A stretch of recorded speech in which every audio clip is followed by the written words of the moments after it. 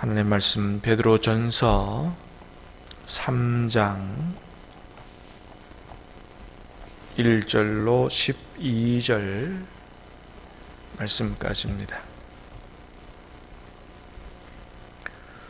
베드로전서 3장 1절로 12절까지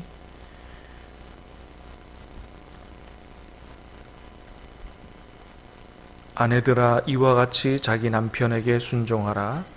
이는 혹 말씀을 순종하지 않는 자라도 말로 말미암지 않고 그 아내의 행실로 말미암아 구원을 받게 하려 함이니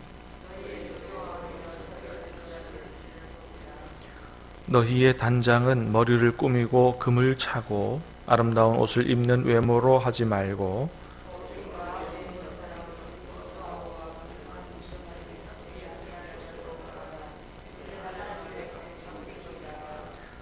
전에 하나님께 소망을 두었던 거룩한 부녀들도 이와 같이 자기 남편에게 순종함으로 자기를 단장하였나니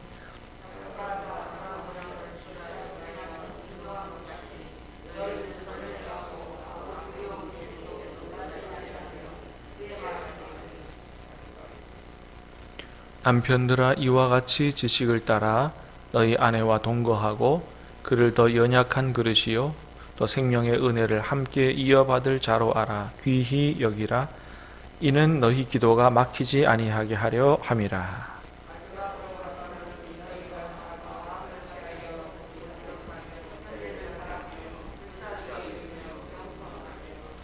악을 악으로 욕을 욕으로 갚지 말고 도리어 복을 빌라. 이를 위하여 너희가 부르심을 받았으니 이는 복을 이어받게 하려 하심이라.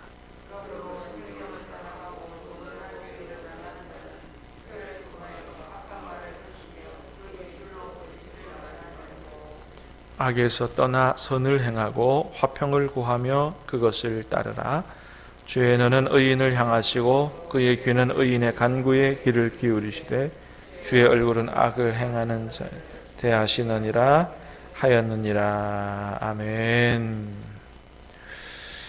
자, 우리 베드로 전서는 우리 1장 제일 처음에서 봤던 것처럼 산소망을 가진 사람은 어떻게 살아야 되느냐, 이런 말씀에 대해서 말씀해 준다, 이렇게 얘기할 수 있습니다. 자, 그래서 오늘 본문도 영원한 산소망을 가진 그런 성도들이 가정에서 어떻게 할 거냐, 또 교회에서 어떻게 살 거냐, 또 세상에서는 어떻게 안 믿는 사람들과의 관계 속에서 어떻게 살 거냐, 이런 부분에 대해서 말씀해 주는 본문이 오늘 본문이다, 이렇게 할 수 있습니다.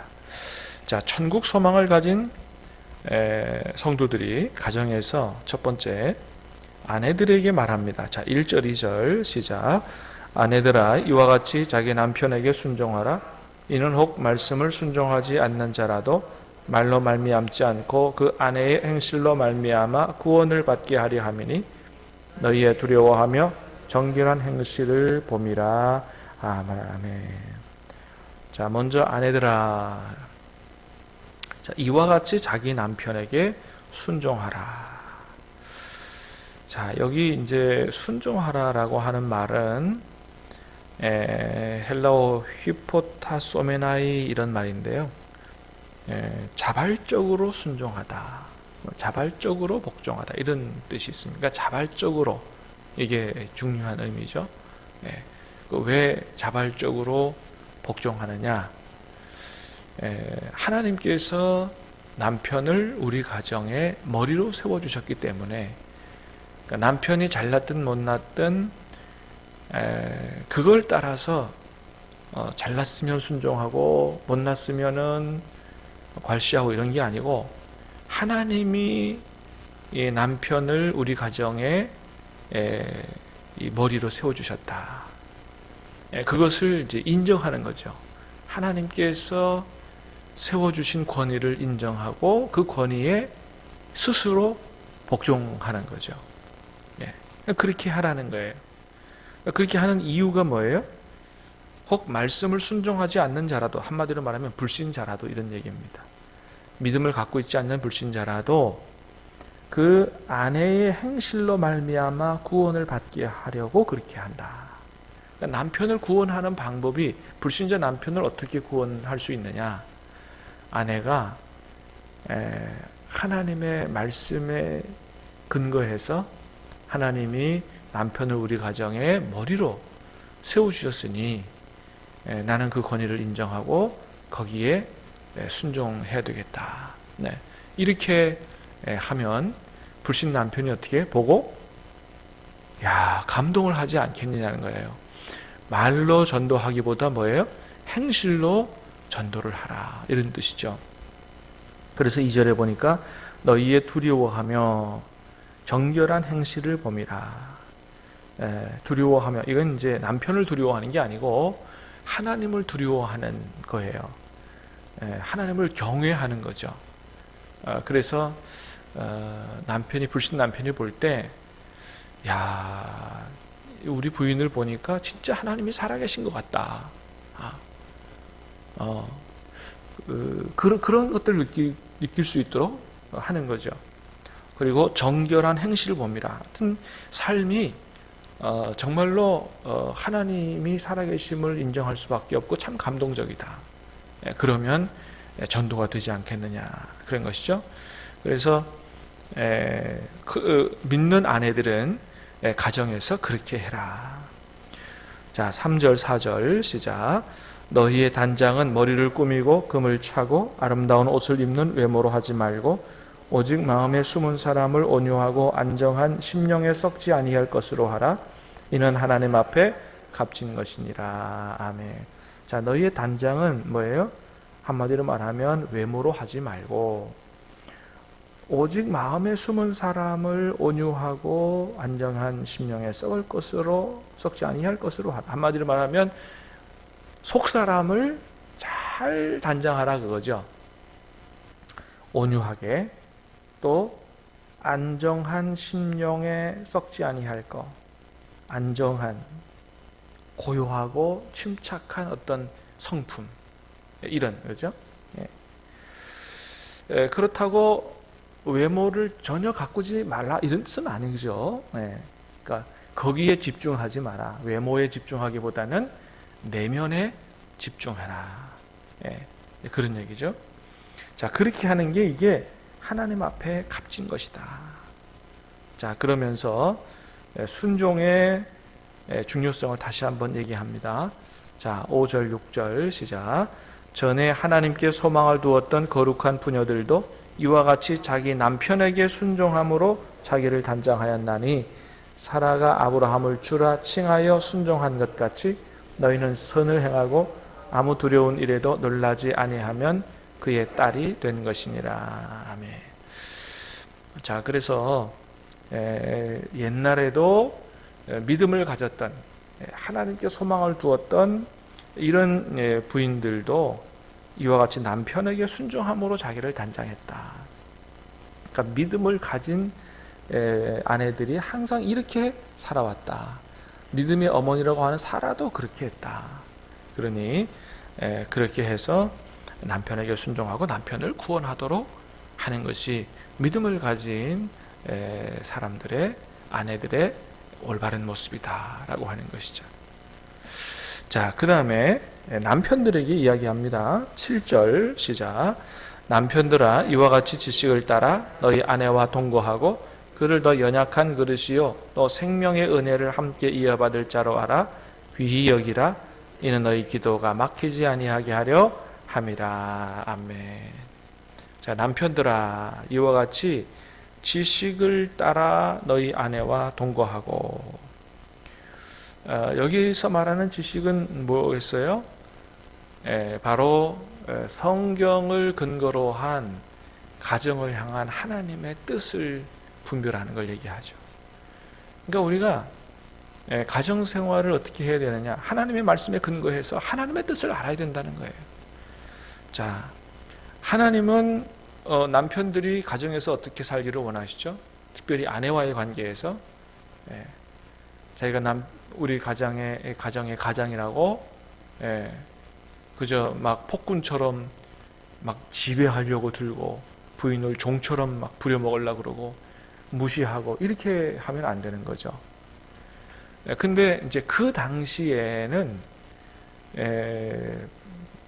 여자와 아이를 굉장히 좀 무시하는 이런 경향이 있었기 때문에 부인들을 굉장히 무시했다 그래요. 그러니까 그렇게 하면 안 된다는 거죠. 하나님은 창세기에서 분명히 남자와 여자를 하나님의 형상을 따라 창조된 동등한 존재다. 그래서 아내를 돕는 배필로 지었다라고 하는 말은 에제를 큰애 그도라고 하는 말인데, 이거는 뭐냐면 동등한 이런 뜻입니다. 동등한 위치에서 돕는, 젓가락 짝과 같은 그런 것이죠.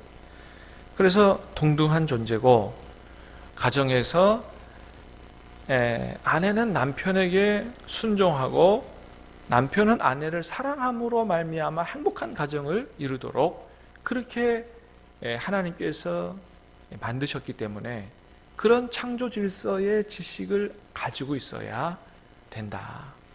그래서 하나님께서 어떻게 가정을 만드셨는지, 가정에서 우리가 어떻게 하나님의 뜻을 따라 살아야 되는지에 대한 지식을 가지고 너희 아내와 동거하고 그를 더 연약한 그릇이요, 그렇죠? 또 생명의 은혜를 함께 이어받을 자로 알아서 어떻게 해요? 귀하게 여겨야 된다. 가벼이 여기고 무시하고 함부로 대해서는 안 된다. 그렇게 해야 너희의 기도가 막히지 아니하게 될 것이다 라고 하는 것이죠.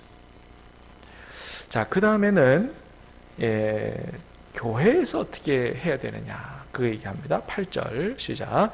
마지막으로 말하노니 너희가 다 같은 마음을 같이하여 동정하며 형제를 사랑하며 불쌍히 여기며 겸손하며.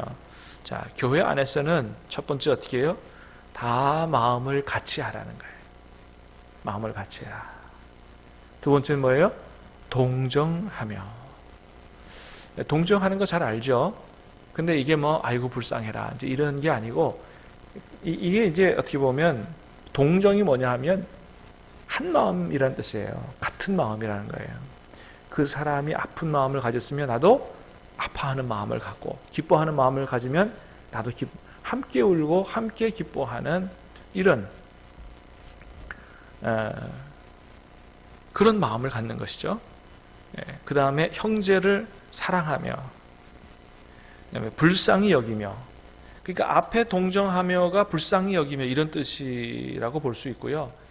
여기 불쌍히 여기면은 사실은 조금 뭐라 그럴까, 좋은 마음, 원래 직역하면 이런 뜻입니다. 좋은 마음이에요. 그러니까 인자한 마음이에요. 부드러운 마음, 너그러이 대하는 거, 이런 것이죠.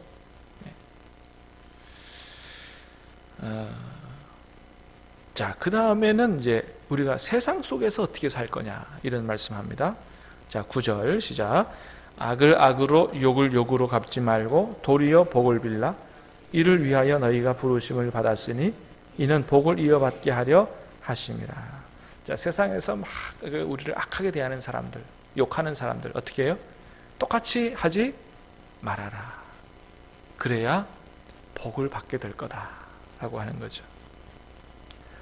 자, 10절 시작. 그러므로 생명을 사랑하고 좋은 날 보기를 원하는 자는 혀를 금하여 악한 말을 그치고 그 입술로 거짓을 말하지 말고. 생명을 사랑하고 좋은 날 보기 원하는 자는, 여기 생명은 영생, 구원 이런 뜻입니다.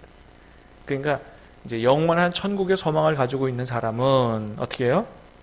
정말 그 나라에 들어갈 자로 알아 혀를 금하고 악한 말을 그치며 입술로 거짓말하지 말고. 11절 악에서 떠나 선을 행하고 화평을 구하며 그것을 따르라. 그렇게 살아야 된다. 자, 12절입니다. 시작.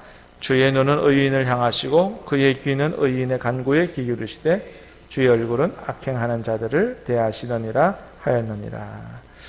주의 귀는 의인의 간구에 귀를 기울이시고, 기도 응답이 그렇게 사는 사람에게 하나님께서 기도에 응답하신다. 주의 얼굴은 악행하는 자들을 대하신다. 여기서 주의 얼굴은 자비로운 얼굴이 아니고 뭐겠어요? 하나님께서 진노와 심판의 얼굴이겠죠. 자, 오늘 주시는 말씀 믿음을 가진 산소망을 가진 사람들이 어떻게 가정에서 교회에서 세상에서 살 것인가 말씀을 깊이 묵상하고 말씀의 능력을 따라 살 수 있게 되기를 주님의 이름으로 축복합니다. 기도하겠습니다. 하나님 아버지 감사합니다. 세상에서 살아가는 시작이 되는 월요일 아침 우리가 어떻게 세상에서 가정에서 교회에서 살아가야 될 것인가 하나님 말씀을 주시오니 감사합니다. 말씀이 우리 마음판에 새겨지며 말씀이 능력되게 도와주시옵소서. 하나님 기뻐하시는 삶, 복을 받는 삶 되도록 도와주시옵소서. 세상에서 축복의 통로로 살아갈 수 있도록 도와주시옵소서. 한 주간의 삶을 주님께 전적으로 의탁하옵고 예수님 이름으로 기도하옵나이다. 아멘.